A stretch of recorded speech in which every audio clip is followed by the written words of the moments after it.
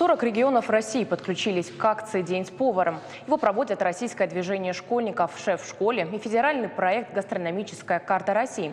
Участвует и Северная Осетия. Ребятам провели мастер-классы, даже рассказали некоторые секреты кулинарного искусства. Тему продолжит Сабина Гатагова.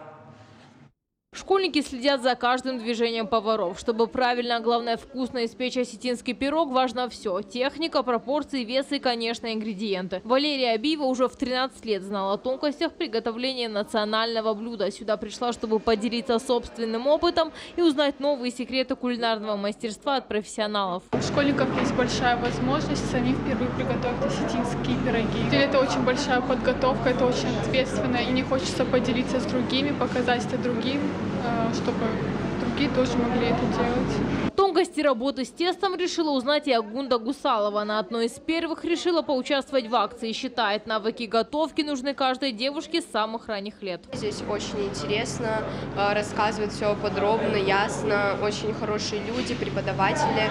Мне как-никак пригодится этот навык все-таки дома порадовать кого-нибудь на какой-нибудь праздник.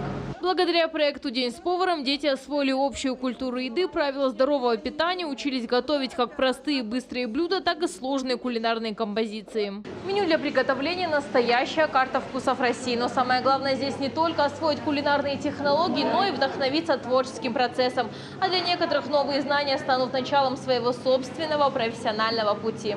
Знать все о каждом продукте, как их сочетать и создавать новые вкусы. В торгово-экономическом колледже сегодня не просто акция. Для ребят организовали настоящий день открытых дверей.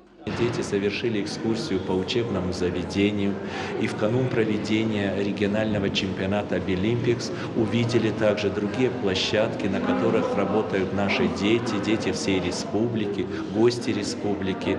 И до конца прочувствовать эту ситуацию можно только тогда, когда они своими руками будут что-то делать. Идея акции – поддержать школьников, которым интересна кулинария, помочь им изучить кухню изнутри, а также узнать больше о рабочих профессиях, которые необходимы региону. Российское движение школьников работает над тем, чтобы по всей стране школьников приобщить к рабочим профессиям, в частности к профессии повара. Эта профессия очень важная, полезная, и это, конечно, очень важно.